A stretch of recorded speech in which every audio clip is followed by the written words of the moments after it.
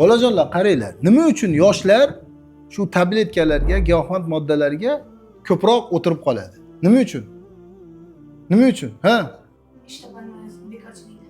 Bekorchilikdan, mashalloh, ha. Ha, ota-onasi chekadi, ota-onadan bola o'rganadi, ha?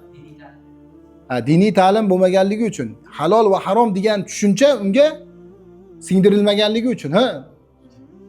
Mashalloh, ha. Ota-ona e'tibor bermaganligi uchun, ha. Tarbiya yo'qligi uchun. Birovlardan o'rganadi, ha? Yomon do'stlardan o'rganadi, mashalloh, bu tomondan, ha. Sizlardan nima o'tiribsizlar, Abu Bakr? Qaranglar. Ya'ni yoshlar ko'proq bu tomonga moyilligi, hali Abdulhaq ham aytdi. Yoshlarda nima qiziqish ko'p, qiziqish ko'p. Qiziqadi, bu narsaga qiziqaveradi, to'g'rimi? Tajriba yo'q, uni yaxshilikka olib boradim, yomonlikka olib boradim, buni ajrata olmaydi-da, qiziqib ko'raveradi. O'shani bitta qilib ko'rsam deydi. Bitta cho'g' bo'lsa, o'shani bir ushab ko'ray deydi. Qanday bo'larkin deydi. Yo'q, kuyib qolasanmi deyman, desa ham nima qiladi? Bitta ushab ko'raylik, qanday bo'larkin. Keyin ushaganda tajriba qilib ko'ray deydi. Bitta ushagandan keyin qo'li kuygandan keyin biladi.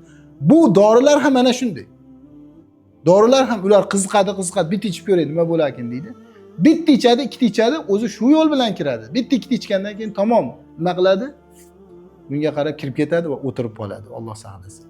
Mashalloh.